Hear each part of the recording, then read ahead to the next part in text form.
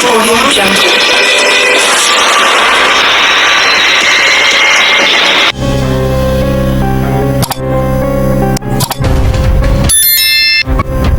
Assalamualaikum, selamat pagi pemirsa Media Warga News di mana saja Anda berada.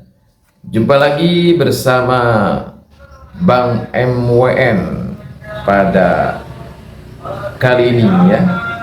Semoga sahabat semua dalam keadaan sehat dan senantiasa dalam berkah Allah Subhanahu wa Ta'ala. Pada video kali ini saya ingin menyampaikan terima kasih ya kepada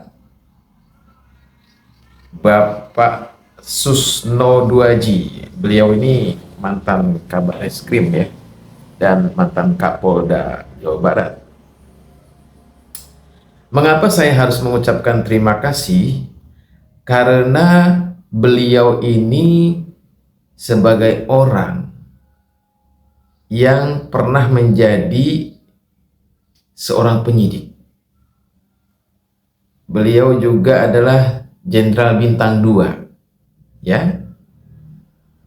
Tapi juga beliau juga dalam pengakuannya, ya, telah menjadi korban kriminalisasi hukum ya, karena beliau ditersangkakan bahkan sampai di penjara ya dengan sebuah rekayasa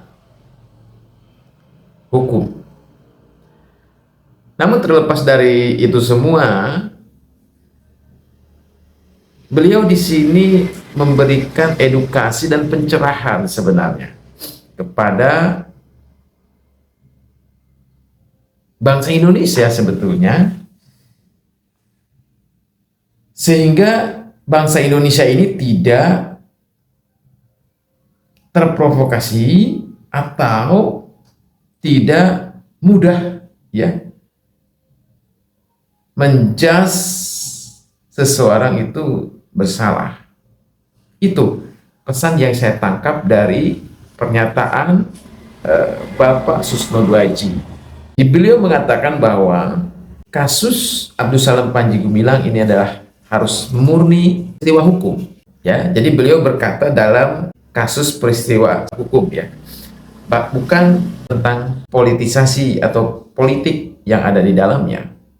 Susno Duaji mengatakan bahwa ketika Abdus Salam Panji Gumilang dijerat dengan pasal 156A penodaan agama, penyidik Reskrim Polri ini harus hati-hati dan bekerja keras untuk menerapkan pasal ini kepada seorang Abdus Salam Panji Gumilang. Karena tentu saja untuk membuktikan bahwa Abdus Salam Panji Gumilang itu memang telah melanggar pasal 156A, maka harus digali informasi atau kesaksian ya dari para ahli agama.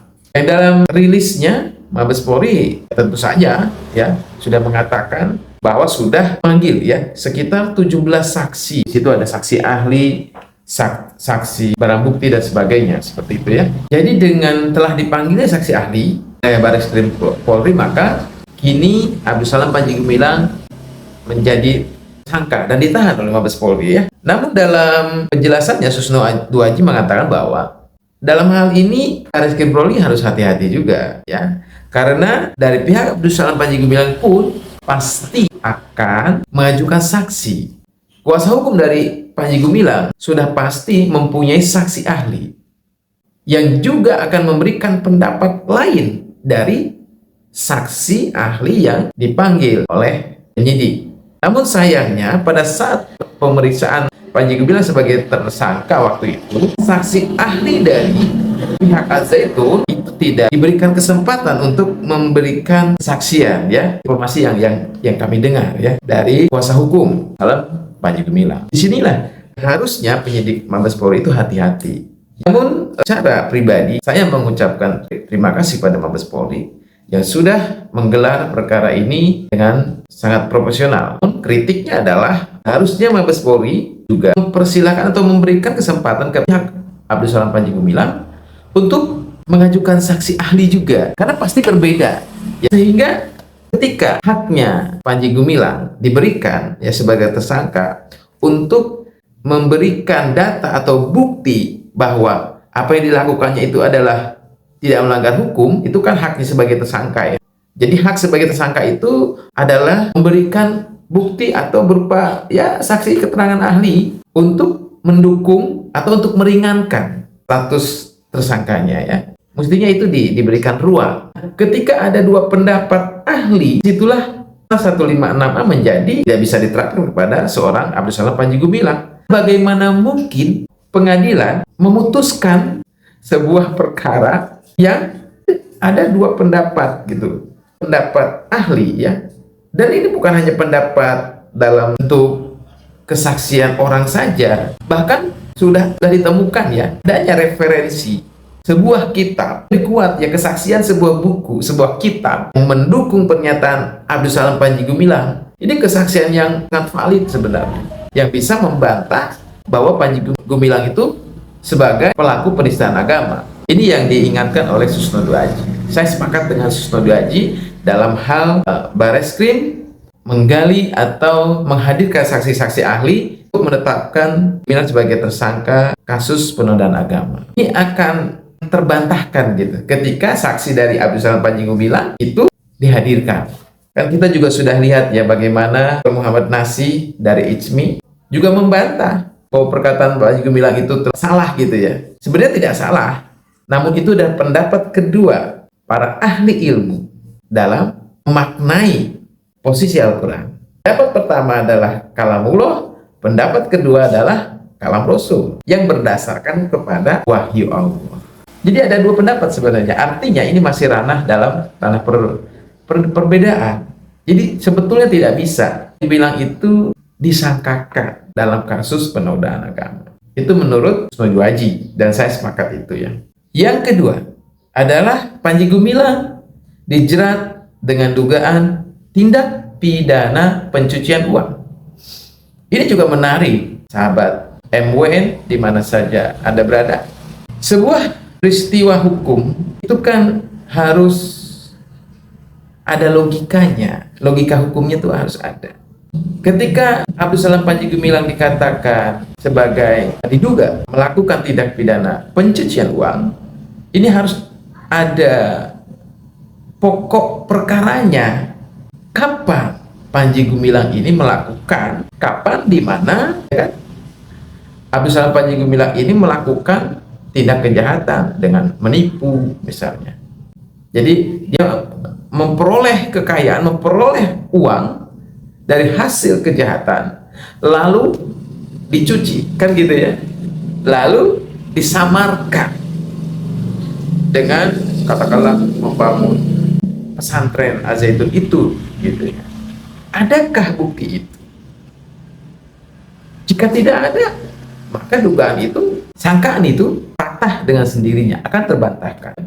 Atau ada aliran dana, katakanlah dari pejabat yang korupsi misalnya, ya kan? Atau ada seseorang ya, yang melakukan kejahatan, yang memperoleh uang dari hasil kejahatan, kemudian ditransfer langsung ke rekeningnya Abdul Salam Panji Gumilang. Itu baru bisa juga dijerat dengan tindak pidana pencucian uang.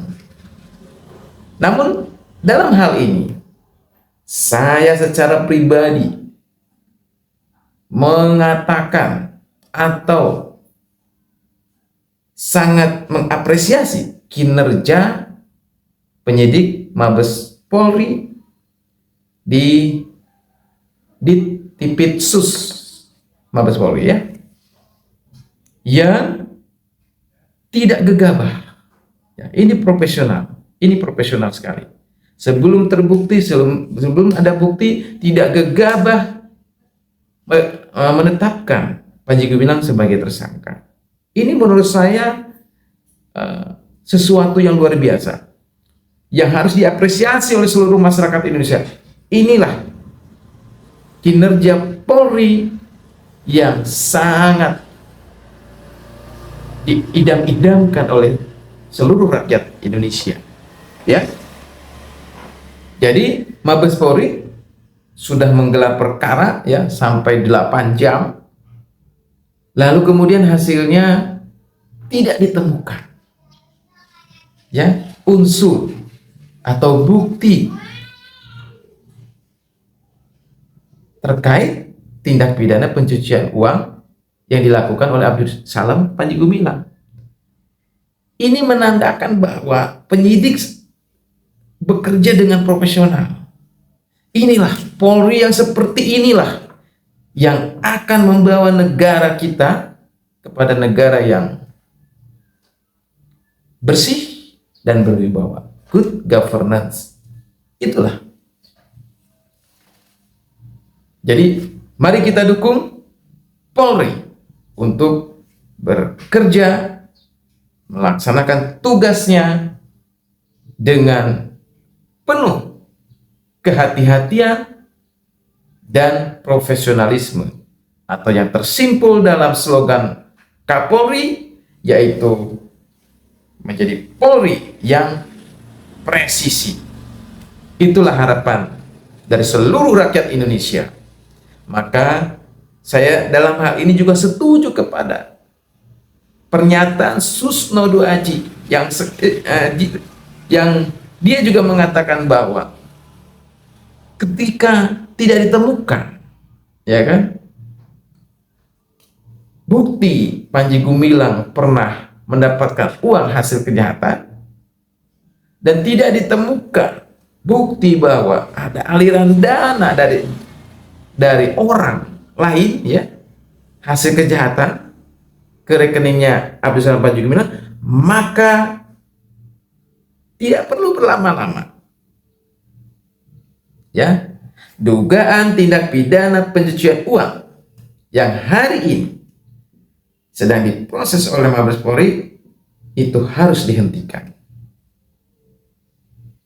Karena tidak terbukti dan tidak ditemukan. Itulah kinerja Polri yang seharusnya. Ya. Jadi memang tidak sulit ditemukan gitu. Karena memang pondok pesantren Az-Zaitun dibangun oleh umat Islam. Itulah yang selalu disampaikan oleh Abdus Salam Panji Gumilang. Pondok pesantren Az-Zaitun itu memiliki wali santri hingga 20.000. Kelulusannya saja sudah 20.000. Jika dikali 2, itu sudah 40.000. Jadi, yang mendanai Mahat Az-Zaitun itu ada sekitar 50.000 orang. Itu baru dari wali santri saja. Belum lagi dari masyarakat yang simpati kepada apa yang sedang dilakukan oleh Mahat Az-Zaitun. Jadi sebenarnya ini sudah disampaikan, dan sebenarnya negara juga bisa mendetek itu karena ada satu rekening untuk pembangunan di Mahat Az-Zaitun yang disebut dengan rekening Jamas. Nah, semestinya ini kan OJK juga sudah tahu. OJK sudah tahu. Kemudian ya PPATK juga pasti tahu. Karena kan transparan, ada rekeningnya. Semua orang juga tahu bahwa ada yang namanya rekening Jamas. Melalui rekening itulah para donatur memberikan bantuannya atau menyumbangkan hartanya untuk mewujudkan program-program yang sedang dilakukan oleh Abdus Salam Panji Gumilang. Seperti yang kita saksikan, ada pembuatan kapal, ada penyelesaian Masjid Rahmatan lil Alamin, ada juga pertanian di sana, peternakan, perikanan, ada laundry. Jadi semua unit usaha, unit bisnis itu juga yang menjadi sumber pendanaan untuk operasional Mahat Al Zaitun, baik itu pendidikannya ya maupun balik lagi ke ekonomi, karena di sana konsepnya adalah pendidikan ekonomi. Artinya apa? Penyelenggaraan pendidikan yang ada di Mahat Al Zaitun itu bermuara ya pada ekonomi. Jadi santriwan dan santriwati di sana itu diarahkan untuk menjadi seorang entrepreneur. Maka di sana sehingga lulusan-lulusan Mahat Al Zaitun itu tidak hanya menguasai ilmu agama saja, namun juga menguasai tentang ilmu umum atau ilmu untuk bagaimana bertahan hidup setelah keluar dari pesantren. Maka disebut pendidikan ekonomi. Jadi output dari pendidikan di Mahat Al Zaitun adalah ekonomi. Ya. Kemudian dari ekonomi yang dibuat, ya tadi saya sampaikan ada pembuatan kapal untuk mencari ikan, ya kan? Ada juga laundry, ada juga peternakan, perikanan, pertanian. Itu dari ekonomi itu yang berjalan itu juga digunakan untuk keberlangsungan pendidikan yang ada di Pondok Pesantren Al Zaitun. Ya. Sehingga memang sulit ya. Jika TPPU ini dicari-cari itu sulit. Karena memang tidak ada di sana.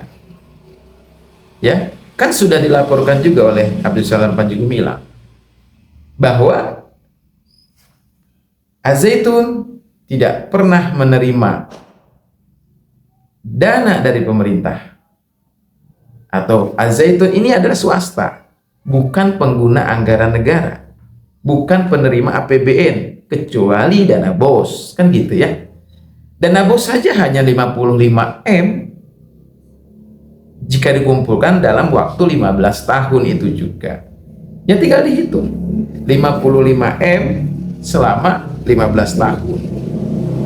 Ya kan?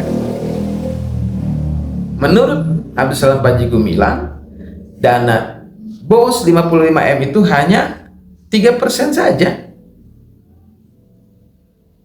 Hanya 3% saja untuk mencukupi biaya operasional pendidikan di sana. Artinya yang 97% itu dari biaya sendiri tadi, dari usaha-usaha tadi. Seperti itu. Ya. Semoga Kepolisian Republik Indonesia semakin dipercaya. Dan semoga para penegak hukum kita diberikan kekuatan oleh Tuhan di dalam rangka menjadikan Indonesia sebagai negara hukum yang benar-benar mampu memberikan keadilan bagi seluruh rakyat Indonesia, sehingga hukum itu tegak lurus. Demikian dari saya, dan saya ucapkan wassalamualaikum warahmatullahi wabarakatuh. Dengan saya Susno Duaji. Hari ini saya masih tertarik untuk membahas tentang Panji Gumilang dan Al Zaitun. karena ini masih menjadi bahasan di berbagai media, baik media sosial maupun media konvensional.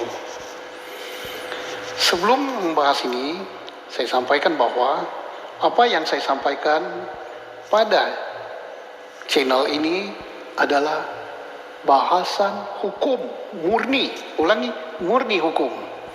Tidak ada bahasan tentang politik, apalagi bahasan untuk pesanan, kepentingan politik, kepentingan pribadi, ataupun kepentingan golongan dan kepentingan lainnya. Tidak ada.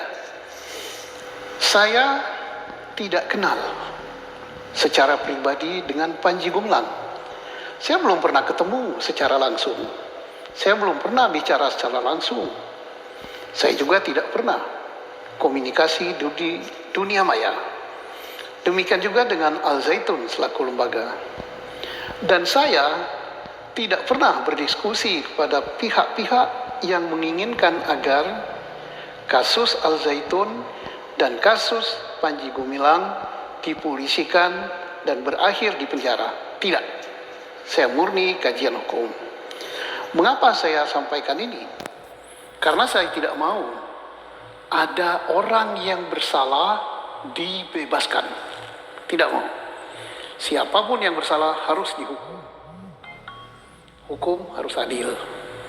Dan saya tidak mau juga ada yang orang tidak bersalah, tapi karena tujuan tertentu dibuat bersalah, direkayasa, dan dihukum. Terus ini jangan sampai merugikan ribuan santri.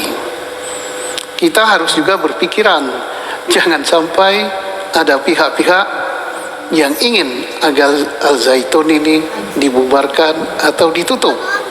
Apalagi ada persaingan, apalagi ada upaya tertentu untuk menguasai Al Zaitun. Ingat, kasus Al Zaitun, khususnya Panji Gumilang, selalu muncul menjelang pemilu. Dan ini tahun sekarang 2023 adalah tahun politik. Oke, kita bahas. Panji Gumilang awalnya dituduh sebagai NII. Pimpinannya bahkan. Pertanyaannya, apa iya?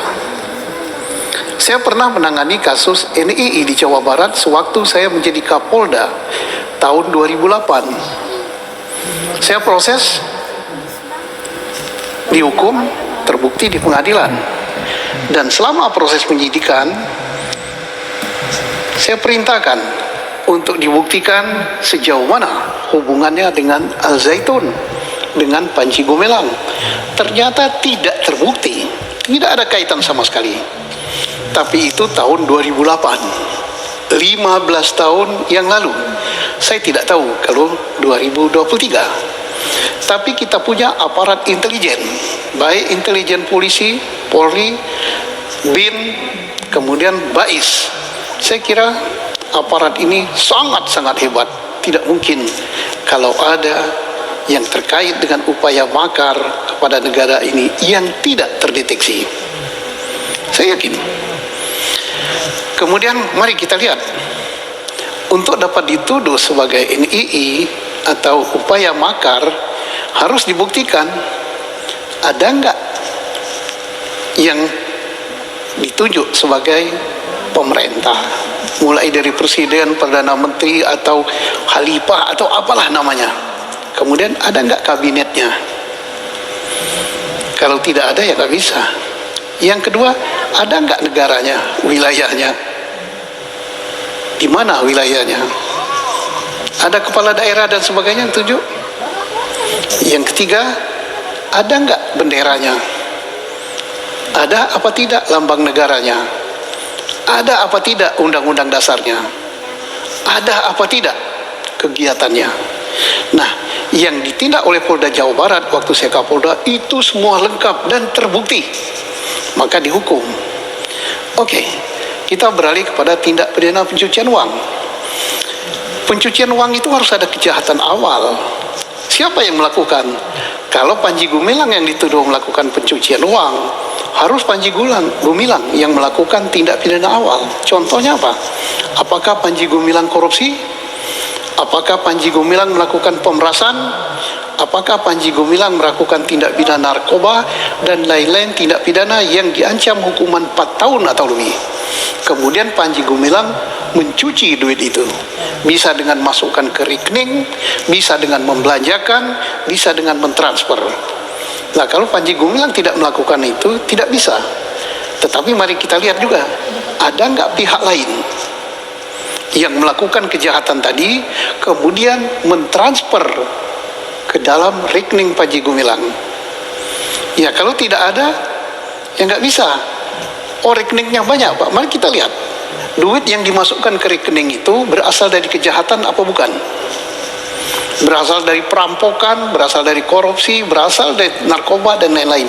Harus dibuktikan siapa yang mentransfer itu. Kemudian apa peran Panji Gumilang dalam tindak pidana pencucian uang? Dia bukan pencuci. Kalau ini memang ada, maka Panji Gumilang adalah orang terlibat, bisa membantu, bisa penada dan sebagainya lah. Opak duit yang di rekening itu dibelikan kepada tanah, kapal, hotel dan sebagainya. Oh, enggak masalah. Yang penting duit itu bukan dari kejahatan. Ada yang mengatakan bahwa uang tersebut berasal dari sedekah, dari amal, dari infak dan segalanya.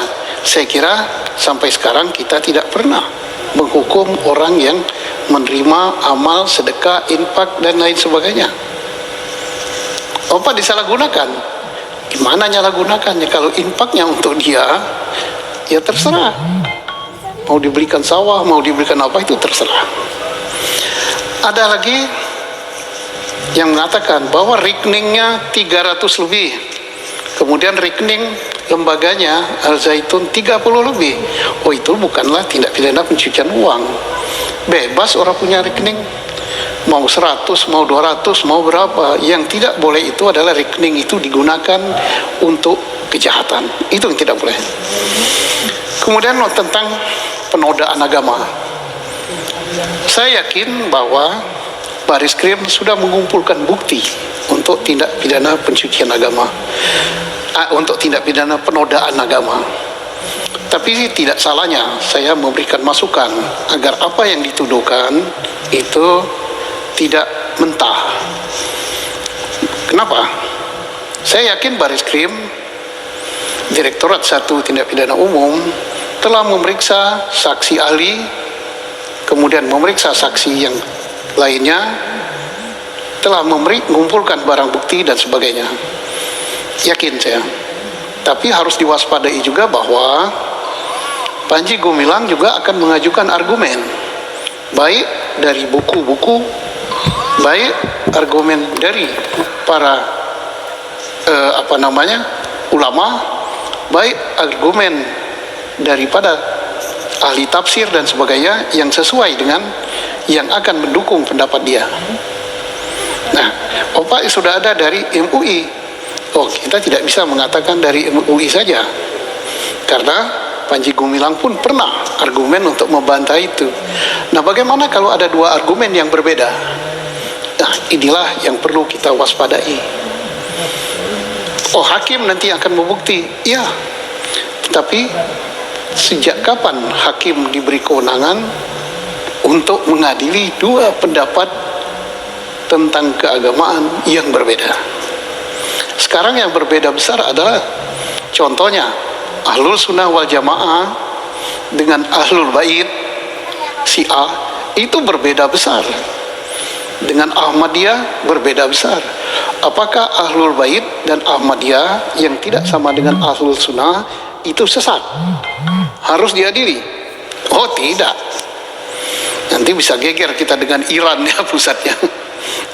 Nah, jadi itu suatu hal yang perlu kehati-hatian. Tapi bagaimanapun juga kita bersyukur dengan Baris Krim, dengan Polri yang telah cepat mengambil langkah untuk menahan dan menyatakan sebagai tersangka. Ini paling tidak sudah memberi rasa kepuasan bagi yang lapor, mengurangi kegaduhan. Tetapi apakah Baris Krim akan menyampaikan ini ke penuntut untuk diproses lebih lanjut?